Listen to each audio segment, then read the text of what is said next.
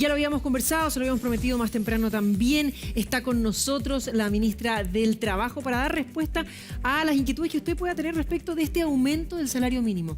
Pasa de 350 a 380. Ministra, agradecerle su presencia aquí en el estudio. Muchas gracias por venir a conversar con nosotros.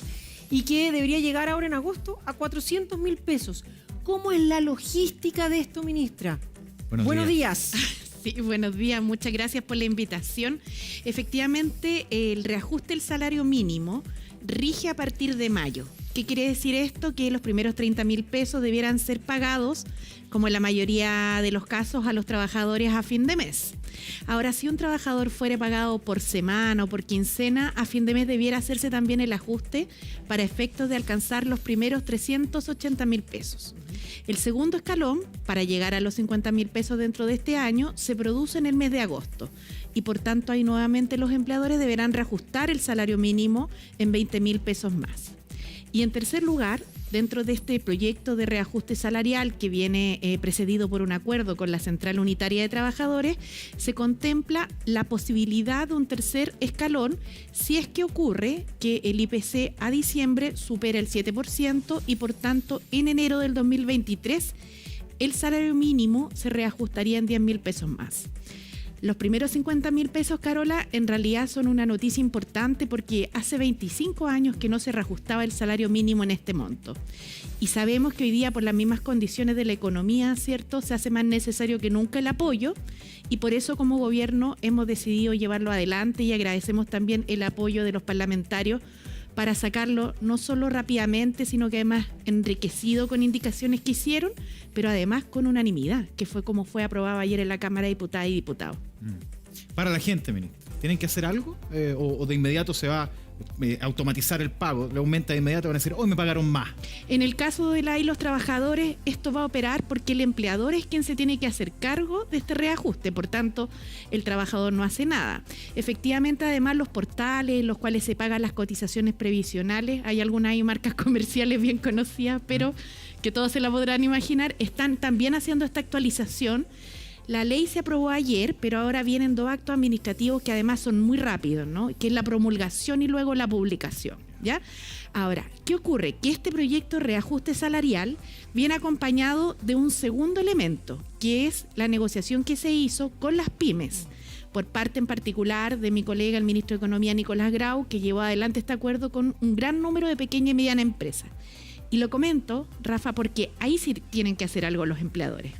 Los empleadores. A ver, ministra, para ir despejando todas las dudas al tiro, Rafa. Alguien que tenga un contrato que dice que trabaja por 350.000 pesos hoy, ¿tiene que decir ese es el sueldo mínimo y por ende se entiende que pasa a 380? ¿O si alguien en un contrato tiene escrito que trabaja por 350.000 pesos, tiene que solicitar al empleador, oiga, un momento, tenemos que hacer un cambio aquí en el contrato, en el papel? No, la ley se entiende obligatoria para todas y para todos y por tanto las normas de reajuste salarial, por cierto, tienen que atender a lo que la ley dice. El trabajador va a recibir efectivamente el salario mínimo vigente, que va a ser a fin de mes 380 y en agosto 400. O sea, nadie podría ganar menos. No. De los 380.000 pesos. No, con jornada ordinaria de trabajo de 45, de jornada completa de 45 horas. Y publicado en el diario oficial, sencillamente ya vamos a estar conversando respecto de la jornada. Si ahí estuvo adelantando en radio hoy día en la mañana algo, pero sí, la idea es que nos cuente también.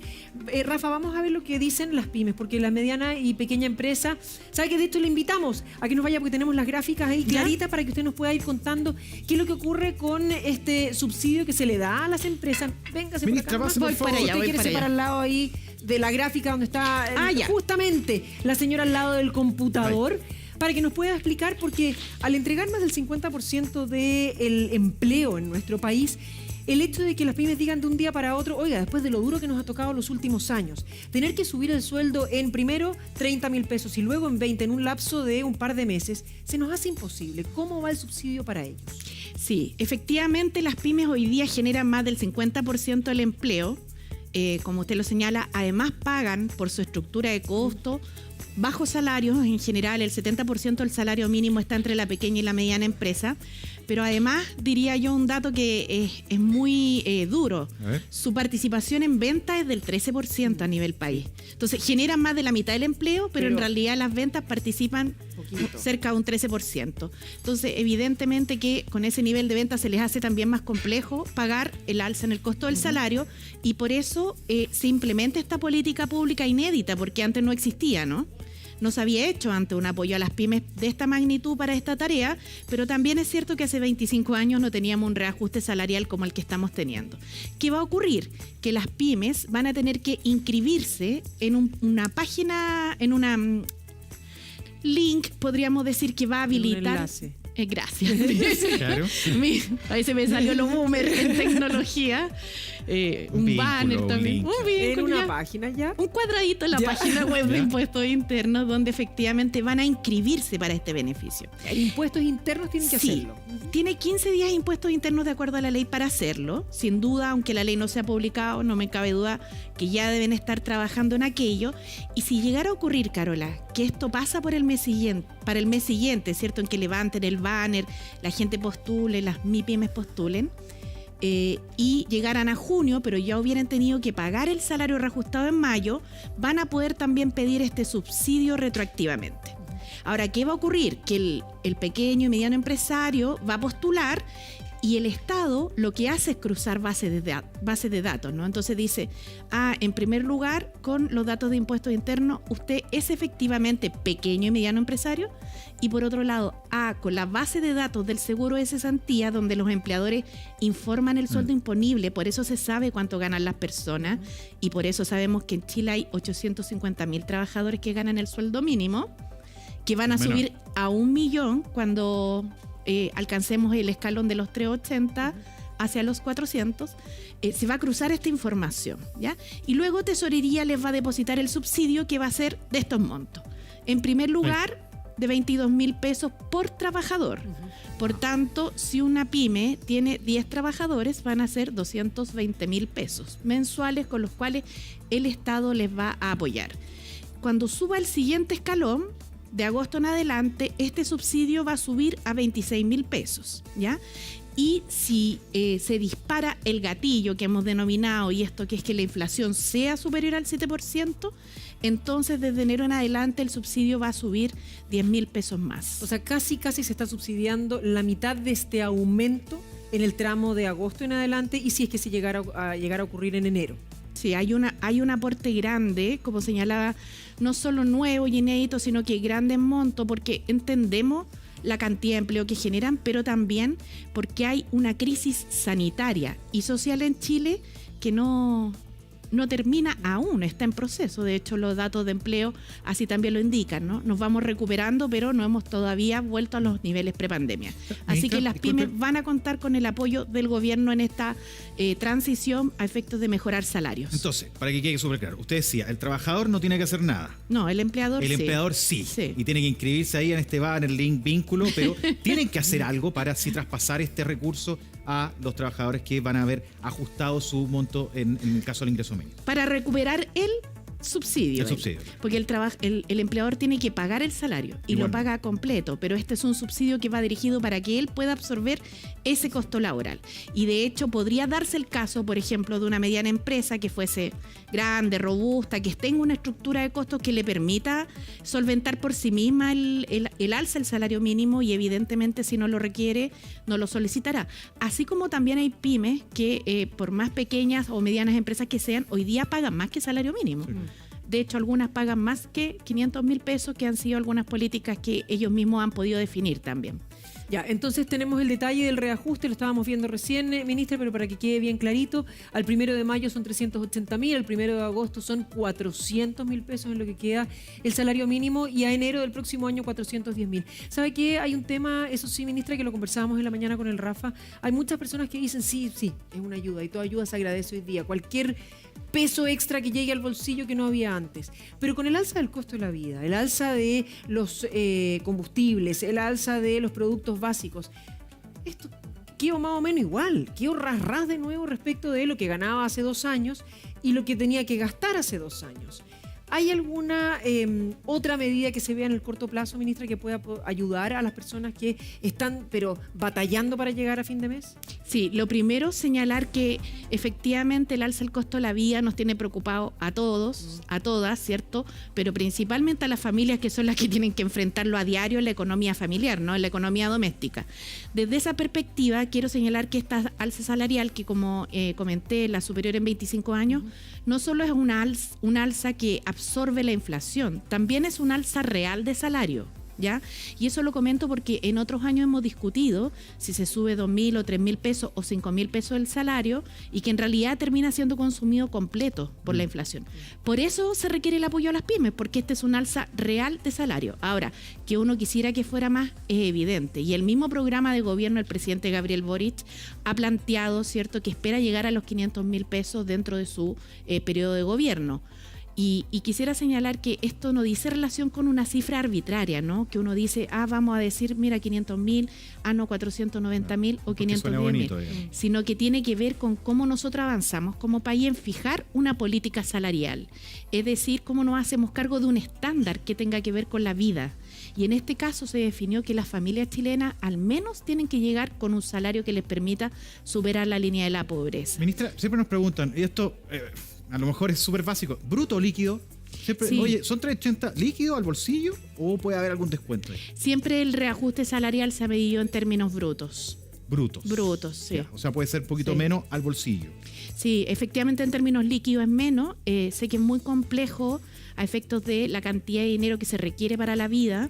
Sea más que, me gustaría comentar además que el salario mínimo produce otro efecto que hace aún más complejo este tema, porque cuando uno fija un salario mínimo, lo que hace es decir, desde aquí en adelante lo que se pague es legal, ¿ya? Desde aquí estamos cumpliendo con la ley. Entonces se produce un fenómeno en el cual no solo hay trabajadores en el salario mínimo, que hoy día, como señalaba, son 850.000, de los cuales 350.000 son mujeres.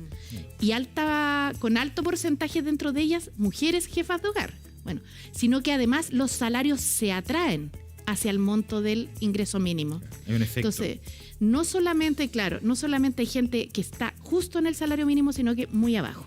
Y lo digo porque el INE nos entrega estadísticas laborales. Y quisiera comentar que en Chile, la mediana, que es una media estadística que dice en cuánto está la mitad de los trabajadores hacia abajo y la mitad de los trabajadores hacia arriba, dice que en Chile la mediana de los sueldos son de 420.000 pesos. Entonces, claro, cuando uno conversa estos temas, sin duda entiende muchas de las cosas que han pasado en nuestro país y que se expresaron también en el estallido social como una demanda de un vivir con mayor justicia. Porque o sea, la mediana quedaría más o menos casi con el salario mínimo. Es súper importante ese dato que da. Sí, es un dato muy duro, que efectivamente hoy día va a tener un efecto y se va a correr un poco, porque de partida tú ya no vas a tener entre los 350 y los 400, ya no vas a tener esa masa de 1 millón de trabajadores. 850.000 pegados en el salario mínimo y luego todo esto es como bien estadístico, sí, pero va a ir subiendo, pero es grave que un país tenga una desigualdad salarial tan grande. Por eso, mucho, como señalaba, de lo que ha ocurrido en nuestro país y la necesidad también de administrar, de apoyar, de generar políticas públicas contingentes para ayudar a la familia en este minuto es muy importante, pero también generar transformaciones de fondo que traigan una vía más amable y más justa para las personas. Ministra, ¿sabe qué? Tenemos nuestros canales abiertos de inmediato para que todos ustedes nos puedan escribir si es que así lo desean, porque les queda alguna duda. Y no sé si en la sala de dirección alcanza, pero nos llegan consultas ya para preguntar casos puntuales, como por ejemplo uno que me parece que es súper recurrente. ¿Qué pasa con los condominios? Que son sin fines de lucro, nos dice Pamela Mardones, y que no tienen ningún aporte para el subsidio de sueldo mínimo de los conserjes. ¿Qué pasa con ellos en este caso? En la discusión parlamentaria en el Congreso Nacional se incorporaron, a petición precisamente de los parlamentarios, las instituciones sin fines de lucro como parte de aquellas que pueden requerir también este subsidio. Ya, o sea que ellas también se pueden inscribir. Sí. Ya, qué importante. Lo que pasa es que nosotros como gobierno entendíamos que estaban también dentro de la categoría, porque se definía con con algunos tecnicismos relacionados con la ley del impuesto a la renta, ¿no? Sin embargo, para mayor claridad, nos pareció sumamente atendible la opinión de los parlamentarios y lo incorporamos expresamente, porque yo creo que mientras más seguridad y certeza puedan tener las personas de los derechos que les asisten, mejor para todos y para todas. Ministra, para el trabajador entonces hoy día es decirle a su empleador, en caso que sea mi pyme, decirle, oiga, inscríbase para que esté todo bien y avance. ¿En qué casos podría no darse el subsidio? ¿Hay algún rango, alguna cantidad de trabajadores? ¿Hay alguna definición? Sí, lo primero es que aquí es el empleador el que tiene que ser proactivo en la petición del subsidio para sí mismo. O sea, si el trabajador le dice Rafa o no, en realidad mejor si le dice para que esté mejor informado, claro. Pero no es requisito en ningún caso, porque el trabajador tiene su derecho al sueldo mínimo reajustado en 50.000 pesos. Efectivamente hay algunas causales de exclusión. Una de ellas, que es del todo lógica, es del trabajador que es, de la persona que ejerce una actividad como pyme, pero que el único trabajador es sí mismo. ¿Ya? Y por tanto hay una confluencia, digamos, que no tiene mucho sentido. Y también hay un tema de temporalidad, que es aquellos que hayan estado conformados como pymes, y me parece que, se los voy a verificar bien en más ratito, pero me parece que en qué mes estamos, mayo, hasta el 31 de marzo de este año. ¿Ya? Hasta el 31 Vamos de marzo. a verificarlo así completamente porque se me tiende a confundir marzo con mayo en este minuto, pero se los voy a certificar. ¿Por qué? Porque lo que buscamos efectivamente es que estos subsidios, por un lado, protejan el empleo y efectivamente no se produzcan espacios en los cuales queden dudas después de su uso. Muchas políticas públicas se han implementado y se implementan con la plata de los impuestos de todos nosotros. Sí. Es evidente, entonces tenemos que buscar todos los resguardos. Ahora bien, cuando la persona postule vía página de impuestos internos, Tesorería, una vez que se procese esta información, como explicada con las bases de datos que comenté, Tesorería va a proceder a los depósitos. Pero si hubiera alguna persona que saliera rechazada en la petición de su subsidio, tiene todo el derecho a reclamación previsto también en la ley. Y hay ciertos plazos, me imagino, que están Sí, hay plazos ya que están establecidos en la misma ley y que muchos dicen relación con los procesos generales de reclamación a los cuales está regulado impuestos internos. Así que... Sí. Rafa, vamos a la próxima pregunta que nos llega a través de Twitter, ministra. Mire, Noriega 1983 nos dice, hace poco dieron subsidios, pero estos eran solo para quienes tenían RUT chileno. Tenemos muchos trabajadores extranjeros, con sus permisos al día, eso sí, pero estos tienen solo RUT provisorio. ¿Se va a poder recibir el subsidio también para esos sueldos? En primer lugar, hay que señalar que este subsidio es para los RUT de empleadores. O sea que aquí estamos empleado no necesita tener un RUT nacional. Empleadores. Aquí estamos hablando de caso de, le entiendo yo por lo menos de la pregunta, de trabajadores, claro. Ahora bien, si hubiera algún problema de situaciones pendientes de RUT, hay que señalar que tenemos canales abiertos que sin duda no han estado exentos de dificultades. Yo creo que en esto hay que ser súper transparente, que han tenido atochamientos grandes de reclamos, ¿no? Nosotros ingresamos al gobierno el 11 de marzo y evidentemente había ya una cartera importante de reclamos, por ejemplo, en materia del IFE laboral y que se ha ido tratando de resolver, pero que no son temas que hayan sido tan fáciles o tan rápidos de pesquisar. Así que si de todas formas se produjera respecto de alguna situación, incluso de alguien que sea una pyme con RUT extranjero, porque es una persona natural, organizada empresarialmente y con trabajadores, esa situación también, si no se resuelve por la vía general, puede hacérnosla llegar, digamos, para poder resolver y apoyarle en su... Sí. Pero no hay discriminación entre las personas a las que le asiste el derecho. Sí hay necesidad de que cumplan los requisitos. Ministra Yanes Jara, es súper importante. Estamos haciendo un espacio informativo. Sabemos que hay mucha gente que necesita información en esta época donde además el subsidio, entiendo que antes nunca había un subsidio al salario mínimo. Es inédito y por eso la información a propósito de sus preguntas es súper relevante que las haga para que así lo aclaremos y ojalá le podamos ayudar a mucha gente que está con dudas todavía. Esta pregunta llega por el WhatsApp y claro, atienda quizá algo que ha pasado. Ministra, ¿qué ocurre si mi empleador no me reajusta mi sueldo? Sí, en ese caso, la trabajadora o trabajador puede ingresar un reclamo vía la página web de la Dirección del Trabajo y se inicia un proceso de fiscalización. Ya, y en general, ¿esto cuánto toma, ministra? Porque muchas veces, cada vez que pedimos que la gente haga sus denuncias, que insista respecto de un reclamo, generalmente la primera reacción es ¿para qué? Si esta cuestión igual no funciona después, ministra, y se pasan años. Todo el tramiteo que tengo que hacer, al final mejor no hago nada. ¿cómo le aseguramos a las personas que ese esfuerzo que van a hacer efectivamente sí va a tener rédito? Sí, Carola, hay muchas reclamaciones que se resuelven oportunamente. El tema es que esas parece que no salen mucho tan públicamente. Nos encantaría, ministra. ¿Qué quiere que le diga? Nos encantaría. No, y cuando las hay, de verdad que tratamos de destacarlas también. Está bien, pero y está bien, a lo mejor hasta está bien que nos salgan. ¿Sabe por qué? Porque es nuestra tarea hacerlo. Entonces, es verdad, es la pega. Es como dice la mamá, con su deber nomás. Claro, pero bueno, quiero señalarlo porque efectivamente la Dirección del Trabajo en particular hay un acervo, una importante cantidad de funcionarios muy preparados técnicamente y además, mira, ellos cumplen un rol fundamental. Yo creo que es importante decirlo. La relación laboral no es una relación de equilibrio entre trabajador y empleador. Evidentemente, debería. Sí, pero evidentemente un trabajador individualmente considerado no es un actor en el cual pueda ir sentarse con el empleador y negociar directamente. Por eso es tan importante la organización sindical y mejorar la negociación colectiva. Dicho aquello, lo que busca la Dirección del Trabajo precisamente es salvaguardar y proteger los derechos de los trabajadores. Ahora, ¿qué ocurre? La persona que no reciba salario mínimo tiene que ingresar un reclamo porque de esa forma se activa un proceso. Y en este caso, el esfuerzo que la persona tiene que hacer en realidad pasa por ingresar vía página web el reclamo. Quiero agregar algo más. La Dirección del Trabajo, al igual como señalaba en el caso del IFE laboral que acumuló hartos reclamos y que está trabajando en eso para solucionarlo, también ha tenido algunas dificultades en su plataforma y es el estado en el cual nosotros al asumir hemos tenido que irnos haciendo cargo, ¿no? Pero sin duda su director Pablo Centeno y los funcionarios están trabajando para cada día ofrecer un mejor servicio. Muy bien, bueno, esperamos que le llegue respuesta entonces a quienes nos escriben. Bueno, y nos hacen una pregunta por Twitter también. Majo Figueroa nos dice: buenos días, yo trabajo part-time. ¿A mí también me van a subir el sueldo? Proporcional. Ya, ¿sí? Dependiendo de la cantidad de horas que se ha pagado. Sí. ¿Ahí han sacado la cuenta cuánto se pagará por hora entonces, ministra? ¿Cuánto sería el reajuste que tendría una persona? ¿Cuánto le deberían pagar hoy y cuánto deberían subirle el sueldo? Los 400.000 dividido por la cantidad de horas, pero no, yo no lo he sacado. ¿Para qué le voy a decir una cosa por otra, Carola? Ya. Oye, lo voy a sacar para la próxima porque buena pregunta. Perdón, ¿qué? No se preocupe, sí, la está hago bien. porque sabe que es importante porque muchas veces incluso personas dicen, bueno, tratemos. Yo creo que ya quiero pensar que ha ido quedando poquito a poco. Yo sé que son pasos lentos. Atrás esta diferencia tan grande de la cual usted hablaba entre empleado y empleador. Es grande. Es grande. Pero sabe que sobre todo los cabros más jóvenes, usted nos decía antes, a mí se me salió lo millennial. Sí, y sabe que por lo mismo... Lo boomerang.